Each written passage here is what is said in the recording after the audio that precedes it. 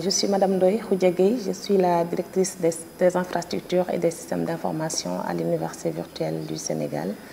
À l'Université virtuelle du Sénégal, toujours, je suis la présidente du comité universitaire de dialogue social. Alors, comme autre casquette, je peux dire que je suis commissaire au niveau de la commission de protection des données personnelles et je suis présidente fondatrice de l'association des femmes ingénieurs en informatique SENFIX.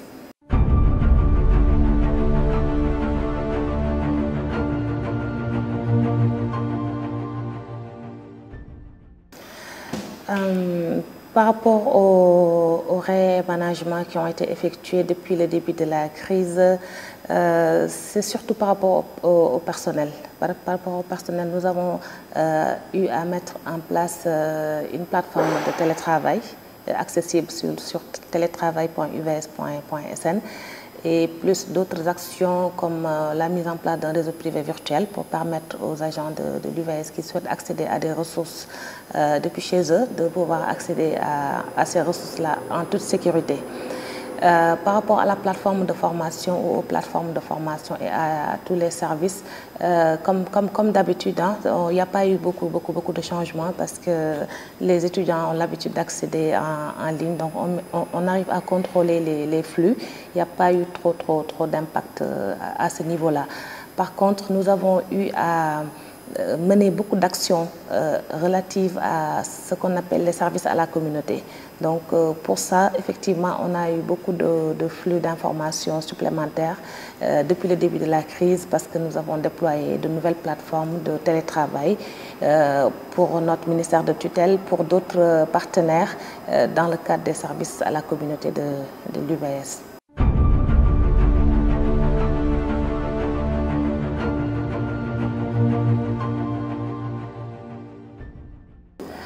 Vous savez, nous avons fait énormément d'efforts pour améliorer les conditions de connectivité de nos étudiants. Il y a de cela 3 ans, au niveau de nos zénos, nous avions des lignes ADSL, 10 mégamax. Mais depuis plus d'un an, depuis plus d'un an et demi même, je peux dire, depuis début 2019, voilà, depuis début 2019 ou fin 2018, on a pris l'option d'installer dans tous nos sites des liaisons spécialisées. Donc, qui dit liaison spécialisée comparée avec une liaison ADSL, vous voyez un peu la différence. Donc, en termes de stabilité de la connexion, en termes de services disponibles à l'ENO, mais également en termes de rapidité de connexion, on a eu à changer tout ce qui est connexion par cuivre, par de la fibre optique. Donc sur tous nos ENO, ou en tout cas je peux dire sur les 13 ENO, les 9 sont sur de la fibre optique. C'est comme au siège aussi. Donc on n'a que 4 ENO qui se connectent aujourd'hui par des liaisons radio. Donc pour vous dire, on a fait énormément d'efforts et ça a un coût que l'UVS supporte parce que c'est une stratégie au niveau de l'institution de pouvoir vraiment garantir un certain niveau de performance. Maintenant, des problèmes, il peut toujours en avoir, hein. Il peut toujours en avoir et on continue de regarder en rapport avec les AGT, avec le personnel. Mais ce que je peux dire, nous, ce que la supervision nous donne, on n'a pas de saturation sur les liaisons. Maintenant, parfois aussi, c'est un peu difficile parce que quand on est habitué à gérer des réseaux, quand un problème survient, automatiquement on dit le réseau ne marche pas. Maintenant, le réseau peut ne pas marcher alors que ce n'est pas au niveau de la liaison. L'opérateur nous fournit les 20 mégas contractuels parce que dans les ENO, nous avons souscrit à des abonnements de liaison spécialisée de 20 mégas. Donc on peut avoir 20 mégas. Entre 20 et 10, il y a quelques qui ont quand même des liaisons spécialisées à 10 mégas. Donc on n'a pas aujourd'hui un ENO qui a moins de 10 mégas de bande passante. Voilà, ce qui est quand même un peu conséquent et ce qui coûte très cher. Donc, il ne faut surtout pas comparer 10 mégas sur la 4G, la 3G avec 10 mégas sur des liaisons spécialisées. Donc, il y a une très grande différence du point de vue technologique. Alors, Donc, dans tous nos zénos, on a fait cet effort-là. Et aujourd'hui, sur le budget de l'UVS, la connectivité occupe peut-être, je n'ai pas le pourcentage exact, mais en tout cas, ça fait partie des postes de dépenses les plus budgétivores, comme on a l'habitude de dire. Donc, on a fait beaucoup d'efforts pour assumer ce choix-là. Maintenant, quand il y a des problèmes, nous invitons toujours les étudiants à se rapprocher du personnel de leur ENO de rattachement. Parce que nous, au niveau de la supervision, tant qu'on ne voit pas de problème de déconnexion, on peut pas, quand on ne voit pas de problème de saturation, on n'incrimine pas la liaison. Par ailleurs aussi, nous avons dans chaque ENO un accès vers le réseau de l'ADIE. Donc, pour gérer un peu la redondance. Donc, aujourd'hui, même si on peut avoir quelques lenteurs dans certains zones liées au trafic et tout ça, ça peut être au niveau local et les AGT sont là-bas pour vérifier si tout se passe bien parce qu'un seul étudiant peut venir consommer toute la bande passante sur un réseau parce que on n'a pas encore dans tous les zénos les équipements de filtrage qu'il faut. Mais dans certains zénos quand même, où on a des équipements de filtrage d'URL, où on arrive à, disons, classifier les données, les types de flux qui passent, on arrive à classifier là, on arrive à maîtriser le flux. Maintenant, c'est des investissements qui sont prévus sur 5 ans dans le cadre du plan stratégique de l'UVS. Nous avons démarré et on espère que d'ici quelques années, d'ici au plus tard une année à 2 années, nous allons généraliser l'acquisition de ces équipements de filtrage d'URL et de contrôle de flux. Parce que la gestion d'un réseau, ça coûte temps, ça coûte énormément pour pouvoir faire toutes les règles qu'il faut. Ça demande des équipements assez sophistiqués. Mais nous avons démarré l'année dernière, nous avons acheté trois équipements très performants que nous avons installés, si je ne me trompe, à l'ENO de Kermassar, à l'ENO de Mermoz, le troisième ENO, je pense que c'est Podor. Voilà, Podor parce que c'est lié à des raisons de... Podor est le seul ENO qui n'est pas connecté à l'ENO à l'intranet de l'ADIE. Voilà, donc on continuera le plan d'investissement de notre plan directeur du système d'information et nous prions aux étudiants de patienter, mais je pense qu'il y a eu quand même beaucoup d'efforts et beaucoup d'améliorations sur la connectivité.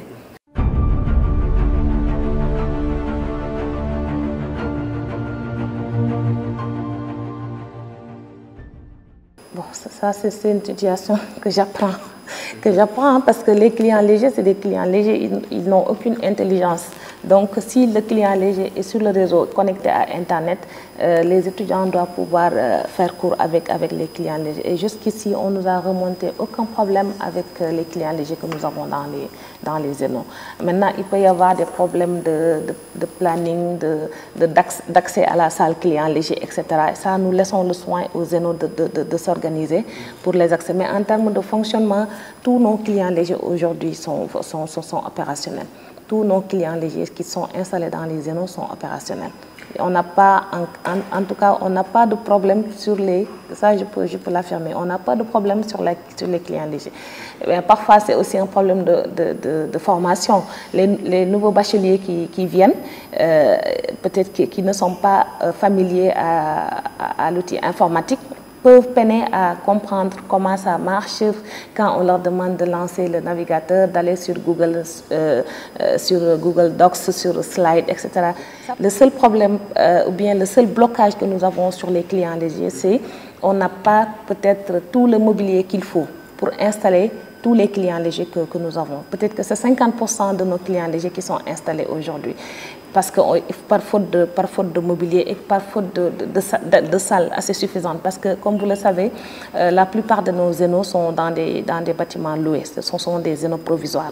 Donc, on n'a pas assez de salles pour pouvoir installer tous les clients légers. Donc, il peut y avoir un problème de manque de clients légers par rapport à la capacité de l'ENO.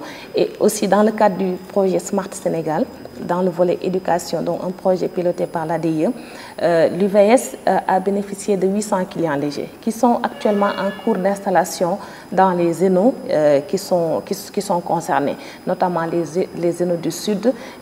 Vous êtes de l'ENO de Keur Massar, vous avez vu votre salle, votre nouvelle salle client léger, donc ça fonctionne très bien.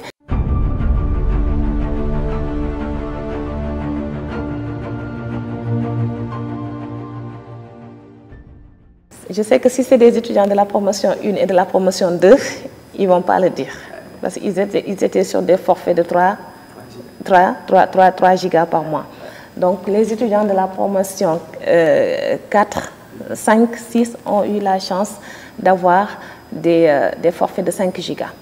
Donc avec le même tarif. Donc on a fait des négociations vraiment assez importantes avec les opérateurs qui sont nos partenaires, qui nous accompagnent dans la fourniture de forfaits Internet. Et donc, avec le même tarif, ils ont bénéficié de 2 gigas supplémentaires. Et nous saluons les efforts qui sont fournis par l'ensemble des 3 opérateurs, Expresso, Sonatel et Free. Alors, maintenant, 5 gigas, il y a des étudiants qui ont des cumuls.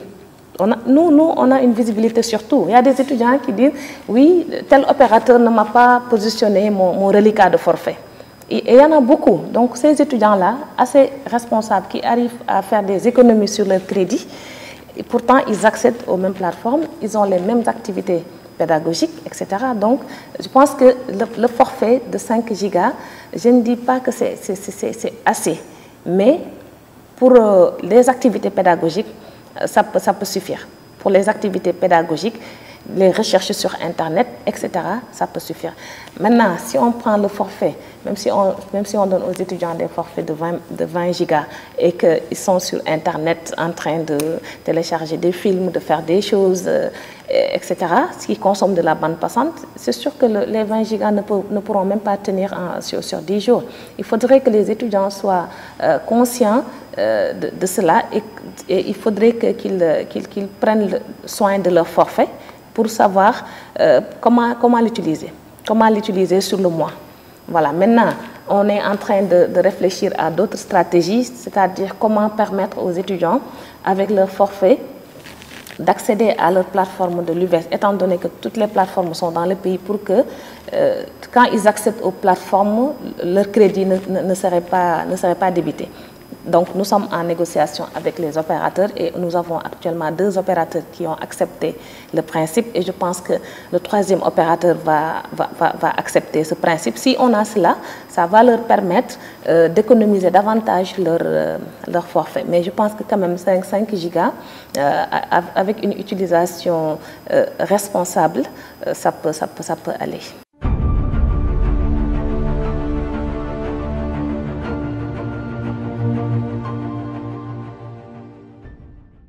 Pourquoi cette nouvelle méthode? C'est évident, nous sommes dans une période de crise, crise sanitaire, et évidemment il y a des bouleversements partout. Et avec les mesures qui ont été prises par l'État, les zénos étaient fermés, comme toutes les universités du Sénégal, comme les écoles.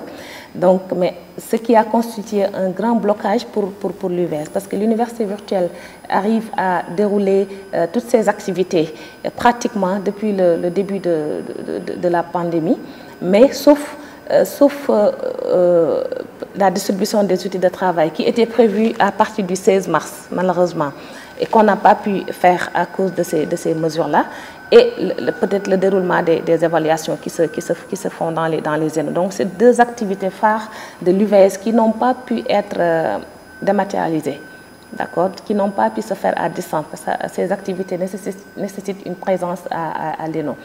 Alors, depuis le début de la crise, nous réfléchissons à des solutions pour dématérialiser pas mal de choses, les soutenances, par exemple, des examens sur Internet, etc. Mais pour la distribution des outils de travail, il nous fallait vraiment demander les autorisations pour avoir les zénos, pour la réouverture des zénos. Donc, c'est ce qui est fait. Les zénos sont réouverts depuis le 2. Le personnel a pris service depuis le 2. Mais il faut comprendre que les zénos sont ouverts pour les étudiants de la P7 uniquement. Et c'est les étudiants qui ont rendez-vous le jour J qui sont autorisés à accéder dans les zénos. Bien sûr, on a l'accompagnement des bénos, des clubs, etc. Donc, les zénos s'organisent pour voir quelles sont les personnes autorisées à accéder à l'ENO, mais tout en respectant les mesures qui sont édictées. Alors, pourquoi cette nouvelle forme, cette nouvelle stratégie? Parce que, voilà, nous sommes dans une période de crise, il fallait s'adapter. Nous nous sommes adaptés. Nous nous sommes adaptés en disant il faut qu'on permette, par exemple, première mesure à l'étudiant de pouvoir récupérer ses outils de travail à l'ENO le plus proche. Donc, il nous fallait faire une enquête pour localiser nos étudiants. Donc, dans un premier temps, c'est la première activité qu'on a faite, mettre en place un formulaire pour localiser les étudiants, parce que quelqu'un peut être de Thiès, mais avec les restrictions sur les déplacements, il se trouve à Dakar. Donc, on doit pouvoir permettre à cet étudiant de récupérer son ordinateur à l'ENO de Dakar. Donc, c'est une faveur qu'on a accordée aux étudiants. Le formulaire a été lancé, je pense qu'il y a 15 jours. Et en une semaine, on a fermé le formulaire pour pouvoir avancer sur la suite de la procédure. On a eu plus de 7000 étudiants qui ont répondu à ce formulaire-là. Et donc, on a fait le travail qu'il fallait sur la plateforme. On a ouvert la plateforme. On a mis en place une plateforme de prise de rendez-vous. Ça nous a pris énormément de temps, énormément de réunions, de coordination, parce que c'était pas évident. Vu les autres projets sur lesquels nous étions, il y a beaucoup d'urgence. Mais on s'est dit, on met en stand-by tous nos projets. Parce que nous, on avait notre plan d'action depuis le début de l'année. Quels sont les projets prioritaires sur lesquels nous devons nous consacrer en 2018, en 2020? Et donc, depuis le début de la pandémie, on a mis en stand-by ce plan d'action et on a établi un nouveau plan d'action visant donc à sauver l'année académique. Donc, il y a beaucoup de réunions qui ont été effectuées avec notre ministère de tutelle et en interne également. Et en interne, la plus grande innovation, c'est les examens en ligne. Pouvoir dérouler, organiser des examens sur Internet. Parce que nous faisions des examens en ligne, mais à l'ENO. Mais cette fois-ci, on a réfléchi et on a mis en place une plateforme pour pouvoir permettre aux étudiants de faire leurs examens en ligne. Et la deuxième innovation, c'est la plateforme de prise de rendez-vous pour permettre aux étudiants de la P7 de pouvoir venir choisir selon leur convenance, la date qui leur convient, l'heure qui leur convient, pour pouvoir prendre rendez-vous. Et les rendez-vous sont confirmés par email et il est prévu de leur envoyer un SMS également à 48 heures de leur rendez-vous pour le leur rappeler. Donc ça, c'est la grande innovation. Et dans la plateforme, l'étudiant a la possibilité de choisir son ENO de rattachement ou bien l'ENO le plus proche. Donc maintenant, ce sont les étudiants maintenant qui avaient rempli le formulaire qui peuvent faire ce choix-là. Les autres étudiants qui, pour une raison ou une autre, n'ont pas pu le faire, ces étudiants-là seront obligés d'aller à leur ENO de rattachement pour pouvoir récupérer. Parce que c'est une faveur qu'on leur avait accordée pendant une semaine. Donc, un appel que je lance aux étudiants de l'UVS, un étudiant qui est à l'UVS ne doit pas rester une semaine sans se connecter. Un étudiant qui est à l'UVS aussi ne doit pas dire « j'ai oublié mon mot de passe » parce que votre mot de passe, soit vous le sauvegardez sur votre ordinateur, et si c'est sauvegardé avec le navigateur, on peut récupérer le mot de passe, soit vous mémorisez votre mot de passe. Vraiment, je suis sûre que tous les boursiers là, ils retiennent le code de leur code EcoBank, etc. En tout cas, c'est des choses que vous devez retenir. Donc, nous, on a reçu énormément de mails d'étudiants quand on a lancé la plateforme de localisation pour dire je n'ai pas mon mot de passe, je ne connais pas mon mot de passe. Je suppose que ces étudiants ne se sont jamais intéressés à leur mot de passe, ne se sont jamais intéressés à leur plateforme, ne se sont jamais intéressés à leur compte Gmail, et alors qu'on leur envoie énormément d'informations sur leur compte Gmail. Donc voilà un conseil que je tenais à donner aux étudiants. Le mot de passe, le compte, ce sont vraiment, c'est ce qui vous identifie. Nous sommes dans un environnement virtuel. En face de nous, il nous faut connaître l'étudiant. Et nous, pour identifier l'étudiant, c'est son compte et son mot de passe. Donc parfois, quelqu'un envoie un mail avec Gmail, j'ai oublié mon mot de passe. Comment savoir que c'est l'étudiant tel qui prétend être cet étudiant-là? Donc c'est pourquoi on les redirige vers leur scolarité pour faire la vérification. Et nous, à la DISI, on identifie la personne qu'avec ces identifiants que l'UVS lui a donnés.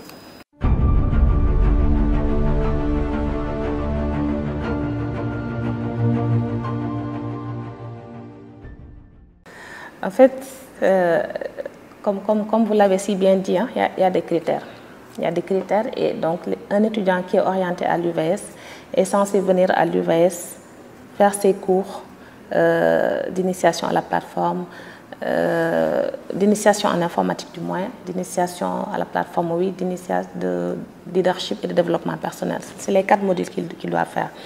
Mais il n'y a que le module sur l'initiation à la plateforme qui n'a pas encore été fait. Donc les 3 autres modules sont déjà effectués et les étudiants devaient faire ces modules-là dans les Zeno. Vous savez, dans les autres universités, je pense que si un étudiant s'absente à 3 cours sans justificatif, on le considère comme défaillant. On le considère comme défaillant. Donc nous, on a dit entre 0 et 3 cours, nous, on ne considère pas notre étudiant comme étant défaillant, mais on lui permet d'avoir son ordinateur, même s'il ne nous amène pas des justificatifs. Donc c'est un grand pas qu'on a fait. Maintenant, des étudiants qui ont plus de 4 absences, même avec des pièces justificatives, on ne devait pas leur permettre d'avoir un ordinateur. Mais comme chez nous, nos étudiants sont nos amis, on a dit non. Jusqu'à quand même 50% sur le quantum horaire, on permet à nos étudiants d'avoir, s'ils fournissent des pièces justificatives concernant leur absence, on leur autorise à avoir les outils de travail.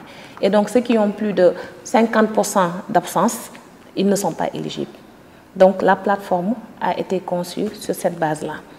Voilà, donc on a mis en place, on a reçu les listes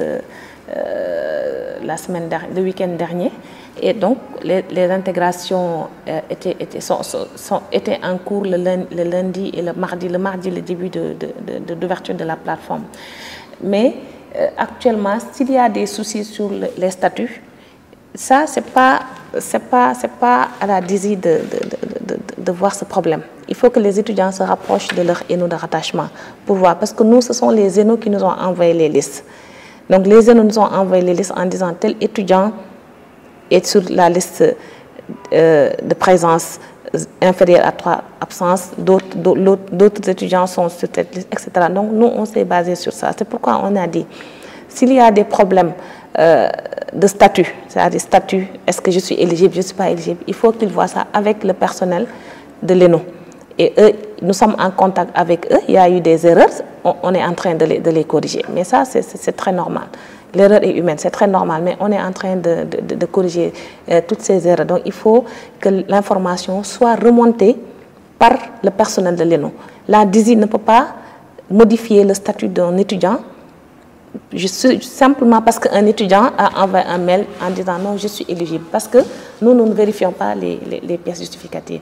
Dans la plateforme de prise de rendez-vous, le personnel des Zeno a un accès qui lui permet de vérifier les pièces justificatives. Donc aujourd'hui, si un étudiant est sur la liste d'attente, c'est-à-dire la deuxième liste, il a la possibilité de prouver ses absences en uploadant des fichiers, en mettant un texte, il peut faire un commentaire. Et ça, nous, la DISI, on a mis en place la plateforme, mais on n'a pas accès à ces informations, sauf peut-être l'administrateur, mais ce n'est pas son rôle. Donc c'est aux Zeno, au personnel des Zeno, de faire ce contrôle-là, de ces vérifications-là. Et on a fait hier une réunion avec l'ensemble du personnel des Zeno, et ils ont décidé de mettre en place même une commission pour vérifier ces pièces justificatives-là. Parce que c'est extrêmement important. Les ordinateurs, c'est l'État qui nous les donne. Ce n'est pas même sur le budget de l'UVS, c'est l'État qui nous les donne. Les outils de travail, les ordinateurs, les clés, les modems, les puces, c'est l'État qui nous les donne. Et l'État les donne à l'UVS pour les étudiants de l'UVS, les étudiants qui sont intéressés par les études à l'UVS. Et moi, personnellement, je veille à ce que nos étudiants reçoivent ces outils de travail-là. Je ne suis pas prête à céder à la pression de certains étudiants qui ne sont pas venus faire cours à l'UVS et qui pensent qu'ils vont avoir leurs outils de travail. Ils ne vont pas avoir leurs outils de travail tant que je suis là.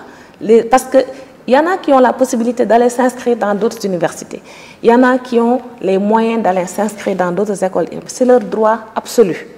Mais aussi, il y en a qui n'ont pas ce choix-là, qui n'ont que l'UVS comme choix. Et moi, Je suis là pour tous les étudiants de l'UVS, mais en particulier pour ces étudiants-là qui croient à l'UVS, qui restent à l'UVS pour faire leurs études, comme vous, vous êtes des promotions antérieures, vous êtes là, vous croyez à l'UVS, vous êtes là, même quand votre ordinateur est en panne, nous on est prêts à investir 100 millions par année pour vous accompagner, pour le renouvellement de vos outils de travail, à travers le programme Un étudiant, un ordinateur. Dites-moi, quelle est l'université qui met 100 millions sur le renouvellement des outils de travail de ces étudiants? Bien sûr, nous sommes une université numérique, mais on n'était pas tenu de dégager un budget aussi colossal pour accompagner nos étudiants. Et pourtant, nous le faisons parce que nous savons qu'un étudiant à l'UVS, son outil de travail, c'est vraiment... Ce sont ses poumons.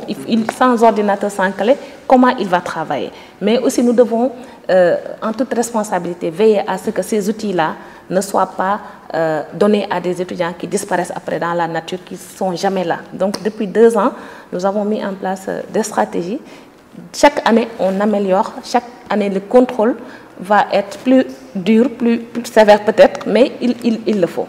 Il le faut parce que quand même c'est un budget assez colossal. Et voilà.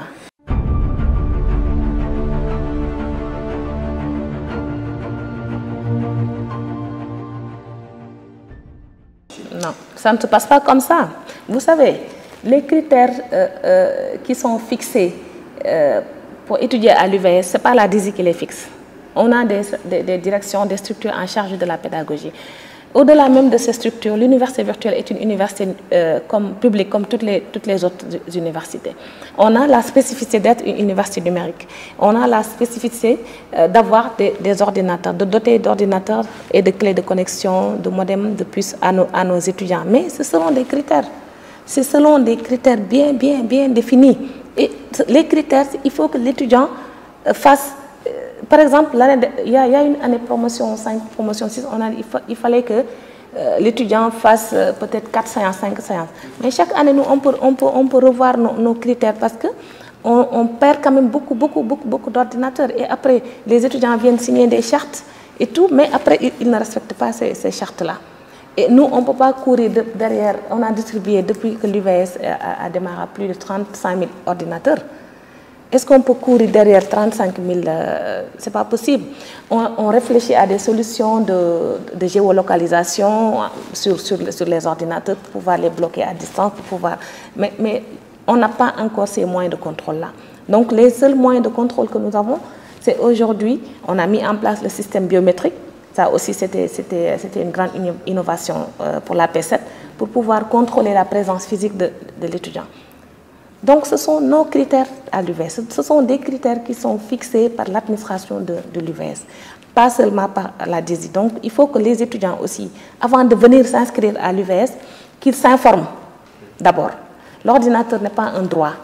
L'ordinateur, c'est pour un étudiant inscrit à l'UVS qui a fait ses cours pour la P7, en tout cas, pendant ces 3 mois-là, pour pouvoir prétendre avoir son ordinateur. Vous comparez les 25 000 francs d'inscription au coût de l'ordinateur, au coût de la clé. Je ne parle même pas de l'abonnement. Quand même, chers étudiants, pas possible. C'est pas possible, quoi. Vous êtes mes amis, mais ça, c'est pas possible. Vraiment, oui, ça, c'est vrai. Il y a des étudiants.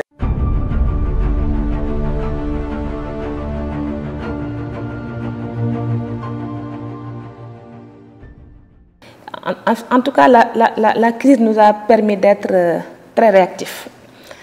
Très réactif, mais très créatif aussi. On a pensé à des solutions vraiment de pointe pour pouvoir être une université à 100% numérique. Donc, et les 2 maillons qui nous manquaient, c'est les examens en ligne et la plateforme de prise de rendez-vous. Et pendant cette crise-là, on a trouvé des solutions pour ces 2 maillons-là. Maintenant, les examens en ligne, c'est un autre grand challenge. C'est un autre grand challenge et nous comptons sur les étudiants pour vraiment pouvoir faire leurs examens à partir de chez eux, mais ça c'est vraiment un dispositif particulier et nous allons le revenir par rapport à ce dispositif particulier-là. Voilà. Et après, comme d'habitude, on a notre plan directeur du système d'information. Nous allons continuer nos projets, donc visant toujours à améliorer les services que nous mettons en ligne pour la communauté. La communauté, c'est les étudiants, c'est le personnel, c'est les tuteurs, c'est les enseignants associés, c'est le grand public qui s'intéresse à nos formations, à tout ce que nous faisons à l'UVS. Okay.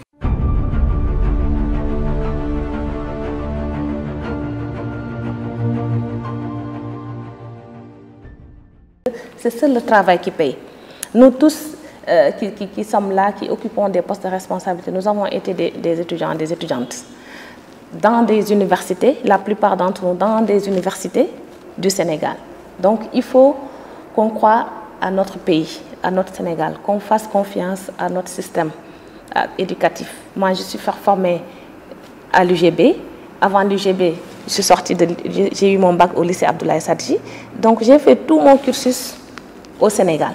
Donc il faut travailler, c'est seulement le travail qui paye. C'est le seul conseil que je donne aux étudiants. Leur forfait, à eux de savoir l'utiliser de façon responsable. Leur ordinateur, à eux de l'utiliser de façon responsable. Venez dire, oui, j'ai posé mon ordinateur ici, il s'est versé de l'eau, je l'ai perdu je l'ai laissé dans la voiture. Tout ça, ce sont des comportements vraiment qui ne sont pas responsables. Donc il faut qu'ils prennent soin de leur outil de travail, qu'ils prennent soin de leur forfait, sachant que nous, on fait toujours tout ce qu'on peut pour améliorer les conditions de connectivité, les ordinateurs, la plateforme. Nous sommes là pour ça et nous ferons tout ce qu'il faut pour améliorer leurs conditions d'études. Mais la réussite est surtout entre leurs mains. Il y a des choses que l'UVS ne peut pas venir faire à leur place. Donc, c'est aux étudiants de jouer leur partition dans le projet UVS. Donc, c'est le conseil que j'ai à leur donner. Merci beaucoup.